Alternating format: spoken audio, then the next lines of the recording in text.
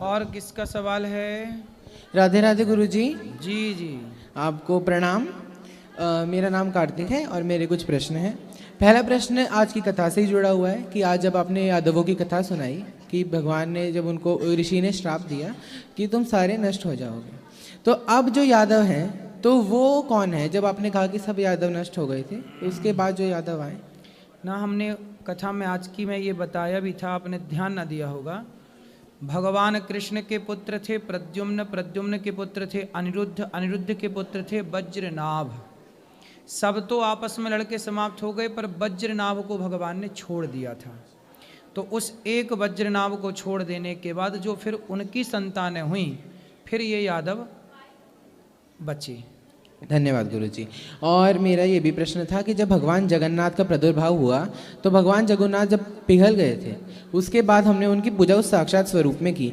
उसके बाद जब भगवान श्री कृष्ण की और भी लीलाएं हुई तो भगवान ने वो जो स्वरूप था उन्होंने अपना प्रादुर्भाव किया और भगवान अलग सूक्ष्म रूप में वहाँ पर थे। नहीं, भगवान ने अपना वो जो शरीर उनका पिघल गया, वही पिघला हुआ शरीर बाद में, वो पिघला हुआ शरीर तो सामने प्रकट हो गया, लेकिन वो शरीर उस समय भगवान ने छिपा लिया और जो थे उसी रूप में प्रकट हुए।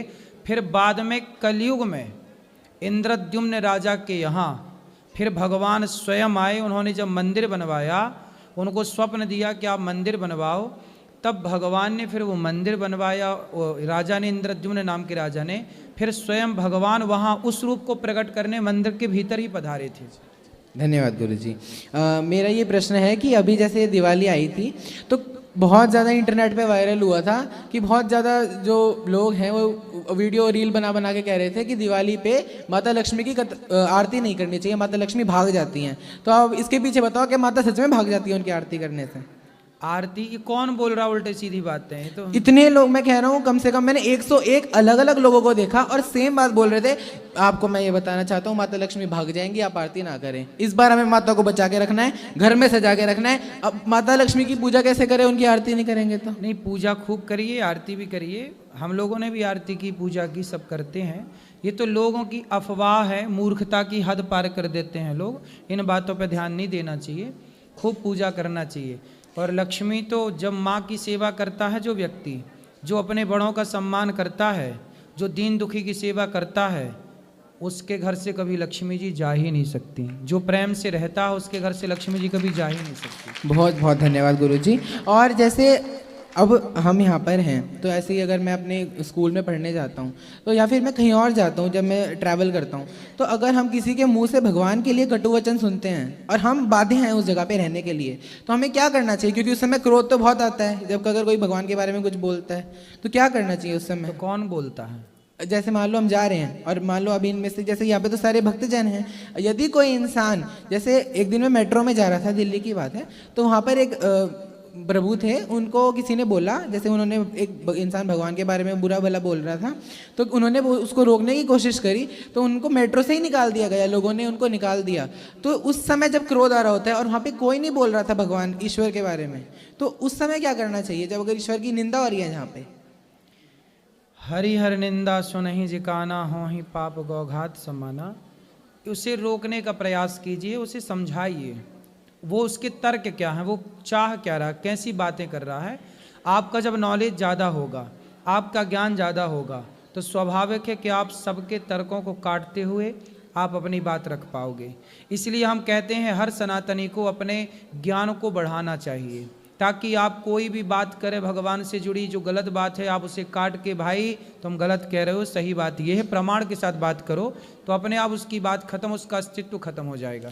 और गुरुजी जैसे अभी मेरे जो साथ के मेरे सहपाठी हैं, उनमें से यदि जैसे कुछ बच्चे हैं जिनका भगवान पे विश्वास नहीं है, तो क्या मेरा फ़र्ज़ है कि मैं उनको भगवान में आस्था, क्योंकि मैंने ऐसा करा है बहुत लोगों के साथ और उनका भगवान के प्रति विश्वास जागा भी है, तो मैं ये सोचता हूँ कि क्या किसी की विचार को बदलना वो ठीक है? बिल्कुल, ये सबसे बड़ा, एक शराबी चार को शराबी बना देता है, एक जुआड़ी चार को जुआड़ी बना देता है। यदि एक बिगड़ा चार को बिगाड़ सकता है, तो एक सुधरा हुआ चार को सुधार क्यों नहीं सकता?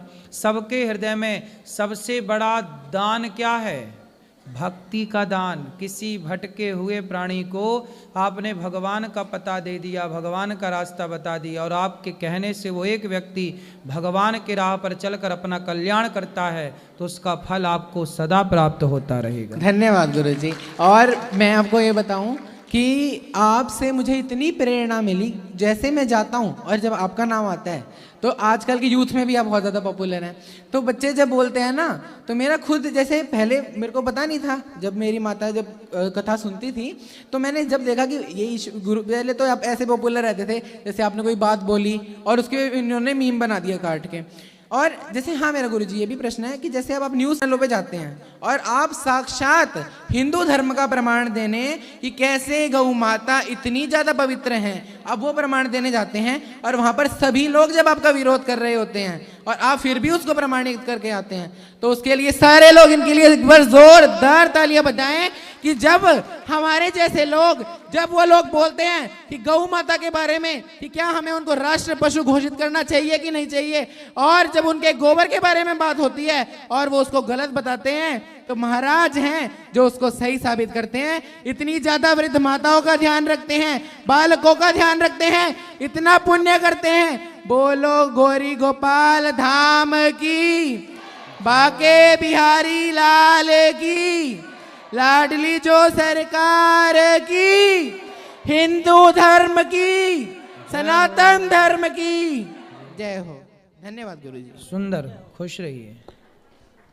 राधे राधे गुरुजी। हाँ हाँ आपके मैया, चरण में कोट कोट प्रणाम। अब हम लोग एक सप्ताह से थे यहाँ, अब कल जा रहे हैं हम लोग सब, कल या परसों चले जाएंगे रात में। मतलब मेरा एक प्रश्न है गुरुजी, जो एकादशी व्रत जो आदमी करते हैं, महिला या पुरुष जो भी करते हो, उसको जग करना जरूरी है कि नहीं? क्या जग, एकादशी जग करना जरूरी है, जो जग करना नहीं, चाहिए? नहीं, आप एकादशी का व्रत रहिए बस, ठीक है। अभी एकादशी 11 तारीख को एकादशी है। नहीं, जग के बारे में हम पूछना यज्ञ। चाहते हैं, जो जग जरूरी है करना। कर सकते हैं तो करिए, बाकी आप नहीं, हवन नहीं, यज्ञ एकादशी यज्ञ हम लोगों के यहाँ होता है, जो रात में पूजा हुआ उसका दान पुण्य गया, सज्जा दान पुण्य अपनी शक्ति के अनुसार करिए। भोज भात। तो अब मेरे विचार से जो 2-3 लाख रुपया खर्चा जो जग इतना नहीं, इतना मैया ये सब ना जग के लिए जो उतना खर्चा करे, ये सब जरूर है। वो केवल काम दूसरे क्षेत्र में लगा आप दे। केवल एकादशी का व्रत करो और दूसरे दिन बड़े प्रेम से कोई दीन दुखी मिल जाए 1-2 लोग, उसको खिला पिला के अपना पार उतना पैसा दूसरे क्षेत्र में भी लगा सकते हैं। हाँ, तो ये पता नहीं आपके यहाँ ये परंपराएं क्यों हैं, बस ये ऐसे है नहीं। एकादशी सब रखते हैं और एकादशी रखने के बाद कोई इतना खर्चा करने की जरूरत नहीं है। हम तो कहते हैं अस्तु करो पुरुषार्थ न भोगो, भोग करो नित्य योग, योग ही यश देता है, जीवन वैभव तो आता जाता है, कीर्तिवान जग में जीता है। सुंदर। ऐसा कीर्ति करो जो माने कर्म, योग का मतलब कर्म होता है, कर्म योग, योग का मतलब योगा मत समझना, कर्म योग करो और जग में आनंद से जियो, कीर्ति करो, दूसरे क्षेत्र में लगाओ। आपकी सेवा देख करके बहुत खुशी हुई जी, और फिर बार बार आने का मन करता बिल्कुल है। बार बार आइए। राधे राधे गुरुजी। जी, आपके दर्शन करके बहुत खुशी हुई, क्योंकि आज हम जाने वाले थे अपने घर पर और लगा नहीं था कि आपके दर्शन हो पाएंगे, पर बहुत खुशी हुई। तो मेरे एक प्रश्न है गुरुजी कि अगर भगवान कहते हैं कि अधर्म करने वालों का नाश करो, तो फिर उन्होंने, वो तो सृष्टि के रचयिता है, उन्होंने तो सृष्टि को बनाया है, तो फिर उन्होंने सृष्टि बनाते वक्त ही अधर्म करने वालों को क्यों नहीं हटाया? देखो, अधर्म करने वालों को भगवान ने नहीं बनाया। हाँ जी। भगवान ने तो संसार में आपको मनुष्य बना के भेजा था अच्छा काम करने के लिए, पर यहाँ आकर के कुछ लोगों ने अधर्म करना स्टार्ट कर दिया, यहाँ आकर के झूठ बोलना स्टार्ट कर दिया, यहाँ आकर छल करना स्टार्ट कर दिया। जब यहाँ आकर के आप गलती करेंगे तो फिर आप अधर्मी हो जाएंगे, फिर उन अधर्मियों की संख्या बढ़ जाएगी, फिर उन अधर्मियों की बढ़ी हुई संख्या को मारने के लिए, उनका संहार करने के लिए, भाई अधर्म अब ज़्यादा हो गया, बोलवाला अधर्म का ज़्यादा हो गया, तब भगवान अधर्म को मिटाने के लिए फिर अवतार लेते हैं या किसी भक्त को भेजते हैं। तो जब श्री कृष्ण जी का जन्म हुआ था तब श्री कृष्ण जी को तो पता था ना कि ये अधर्म करेंगे दुर्योधन वगैरह, तो वो उनको मारने के लिए तो उनका जन्म हुआ था। हाँ। तो फिर उन्होंने दुर्योधन को इस सृष्टि में ही क्यों भेजा? दुर्योधन को सृष्टि में भेजा इसलिए कि भाई जाओ अच्छे कर्म करना, अच्छा। बुरे कर्म करने थोड़ी भेजा था। अब बुरे कर्म तो उसने अपने विवेक से किया, अपनी बुद्धि से किया। अब जब बुरे कर्म आपने किए हैं तो फिर भगवान कहेंगे अब दंड लेने को तैयार रहो। तो भगवान तो न्याय करते हैं ना बेटा। अच्छा ये बताओ, जैसे जज साहब हाँ जी। किसी को फांसी देते हैं तो क्या जज साहब की उस व्यक्ति से कोई पर्सनल दुश्मनी थी? नहीं। फांसी क्यों दे दी फिर? क्योंकि उसने गलती की थी। क्यों गलती की? क्यों गलती की? हाँ, अब क्यों गलती की? गलती करी उसने। हाँ, ऐसे ही दुर्योधन ने गलती की। अच्छा। उसे गलती करने के लिए थोड़ी भेजा था भगवान ने कि जा तू गलती करना। उसने गलती की। अब जब गलती की तो जज ने क्या किया?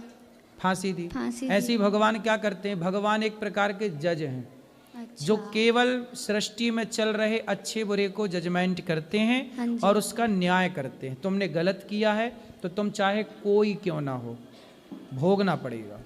और एक और प्रश्न है कि तुलसी माला बार बार टूटती है, इसका अर्थ क्या होता है?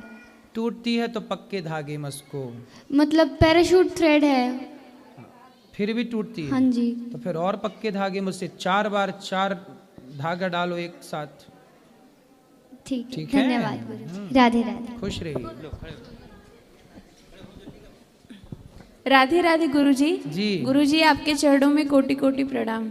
गुरुजी हर रोज हम लोग आपका प्रवचन सुनते हैं, आज आपको साक्षात दर्शन मिला उसके लिए बहुत खुशी हुई। हमारा परिवार हमारे साथ आज आया है, हम लोग कल निकल रहे हैं, हम लोग बनारस से आए हैं। गुरुजी हमारा प्रश्न है कि हम लोग वृंदावन आते हैं तो हम लोग राधे कृष्ण, और केदारनाथ जाते हैं, बद्रीनाथ जाते हैं, तो हम लोग मतलब भगवान हर जगह हर अलग अलग रूप में है। तो हम लोग जैसे नाम जप करें तो हम लोग क्या करें? जैसे ओम नमः शिवाय हम लोग सोचते हैं करने को। प्रेमानंद महाराज जी का मैं वीडियो देखती हूँ तो वो बोलते हैं कि ओम नमः शिवाय गुरु मंत्र है, गुरु जी दे मंत्र वो, तभी हमें ओम नमः शिवाय का मंत्र करना चाहिए। तो क्या ये सही है और हम लोगों को किस मंत्र का जाप करना चाहिए? देखो, मंत्र तो कोई भी तब ही जपना चाहिए जब गुरु जी दें। अच्छा क्योंकि कोई भी मंत्र तभी फलीभूत होगा जब गुरु जी के द्वारा प्राप्त होगा। जी। वरना आप जो भी फिर सामान्य, यदि आप गुरु मंत्र नहीं लिए तो आप श्रीमन नारायण जपो, राधे कृष्ण जपो, लेकिन मंत्र तो तभी सार्थक होगा जब गुरु जी के द्वारा प्रदान किया जाए। तो अब जैसे आपने कहा कि वृंदावन आए तो राधे राधे जपते हैं, अयोध्या जाएं तो सीताराम सीताराम, बद्रीनाथ जाएं तो नारायण नारायण जपते हैं, केदारनाथ जाओ तो ओम नमः शिवाय जपते हैं, तो आप लोग कंफ्यूज होते हैं। जी। देखो ऐसा है ना कि जब आप अपने मायके जाती हो तो आपके पिता आपको क्या कहते हैं? बेटी बेटी बेटी कहते हैं। जी। जब आप ससुराल आती हो बहू तो बहू बहू कहते हैं। जी। बच्चा हुआ तो वो आपको मामा कहता है, माँ माँ माँ, मैया मैया, ठीक है। जी। भाई के घर गई तो वो आपको बहन बहन कहता है। जी। तो आप तो एक ही हो ना। जी। लेकिन आपके रिश्ते अनेक होने से लोग आपको अनेक नाम देते हैं। जी।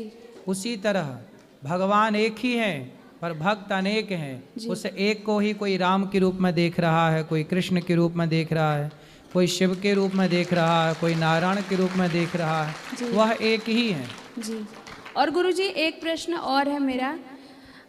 गुरुजी जैसे लोग कहते हैं कि हम पाप करते हैं तो उसका कर्म फल हमें मिलता है, कर्म जैसा करेंगे वैसा फल मिलेगा, लेकिन ये भी बोला जाता है कि नाम जप करते रहिए, और कई जगह कहते हैं कि यहाँ दर्शन करिए, चारों धाम दर्शन करिए तो पाप कटते हैं, या इस मंत्र का तो देखो, पाप भी कुछ कई प्रकार के पाप होते हैं। जी।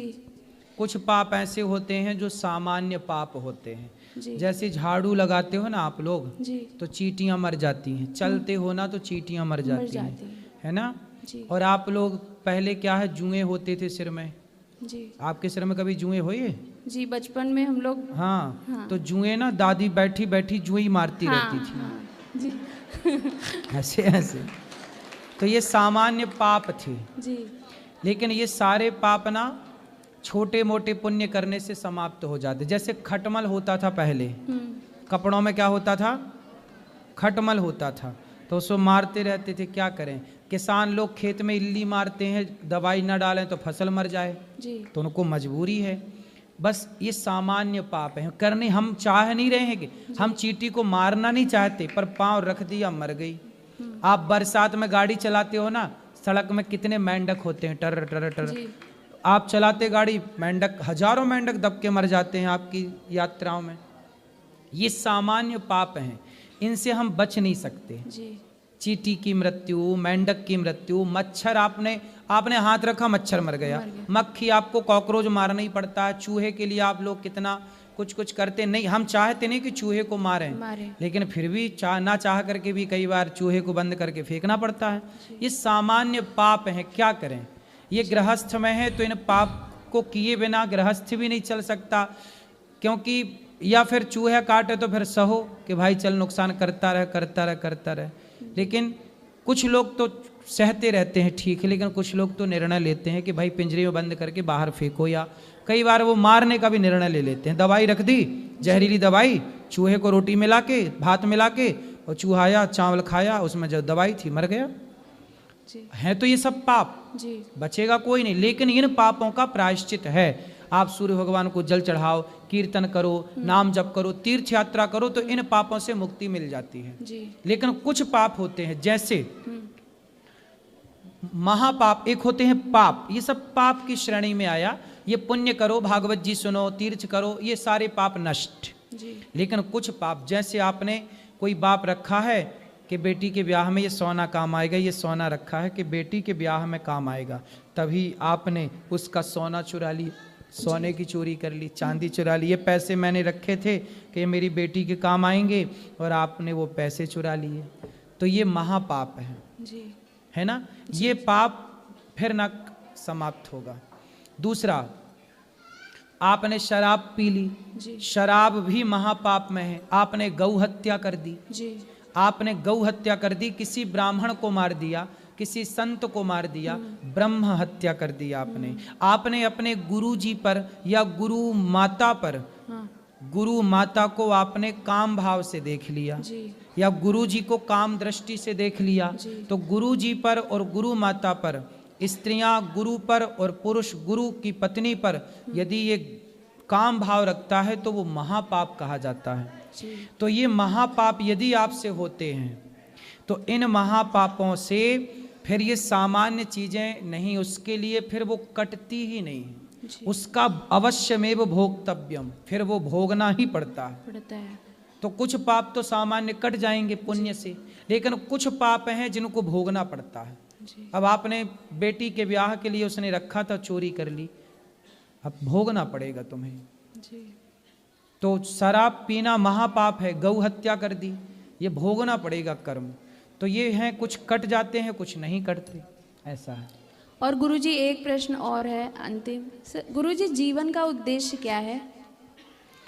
जीवन का यही उद्देश्य है कि हम इस जीवन को पाकर सब दीन दुखियों की सेवा करें, जी किसी के काम आए, सबको हंसाएं, सबको प्रसन्न रखें, सबके आंसू पहुँचें, सबके काम आए, किसी को रोटी खवाएं, किसी को पानी पिलाएं, किसी को कपड़े और दें। कोई हमारे साथ गलत करे तो गलत करे तो जो तुम्हें जिन मोही मारा ते में मारे। कोई गलत करे तो उसकी खोपड़ी में मिर्ची का धुआं उसकी नाक में डालो, उल्टा लटकाओ और मिर्ची का धुआं। कोई गलत क्यों करे, करे तो साले को मारो। कृष्ण जी महाभारत में अर्जुन को, जैसे वो अपने परिवार को सामने युद्ध जब कर रहे हैं, तो उसमें उन्होंने ये सिखाया है कि हमें गलत का भी उन्होंने एक बाउंड्री बताया है कि हाँ। किस तरह की गलती करने पे भाई हमें। हनुमान चालीसा में, हाँ, जी। सुंदरकांड में लिखा ना, जी हनुमान जी लंका गए तो रावण ने पूछा कि तुमने हमारे राक्षसों को क्यों मारा, ए बंदर तूने हमारे राक्षस काहे मारे? हाँ। हनुमान जी बोले हमने नहीं मारे, रावण जी जिन मोही मारा ते में मारे। हमने किसी को नहीं मारा, नहीं पर मारा। जिसने हमको मारा हाँ। हमने उसको मारा। बि- तो जो हम किसी को नहीं मारते, हम किसी को छेड़ते नहीं जी। है, पर हमें छेड़ोगे तो छोड़ते भी नहीं। बिल्कुल। राधे राधे गुरु जी। राधे राधे गुरुजी। जी। मैं आपके यहाँ दूसरी बार आई हूँ और मेरा परिवार भी सभी लोग मेरे साथ आए हुए हैं। मुझे आपके यहाँ आज कथा सुन के बहुत ही खुशी हुई है और मेरी मम्मी आपकी डेली प्रश्न उत्तरी सुनती हैं, वो आपको गुरु मानती हैं। उनकी बड़ा इच्छा है आपसे बस 2 शब्द कहने की। क्या मेरी मम्मी आपसे 2 शब्द कह सकती हैं? हाँ हाँ कहो। कहाँ मम्मी? मम्मी नहीं मैया। बुला के लाओ तुम। कहाँ मैया आपकी? लाओ जल्दी। महाराज जी राधे राधे। हाँ जी। मेरा एक क्वेश्चन था आपसे कि ये जो वार महीने ये बनाए हैं ये हम इंसानों ने ही बनाए हैं।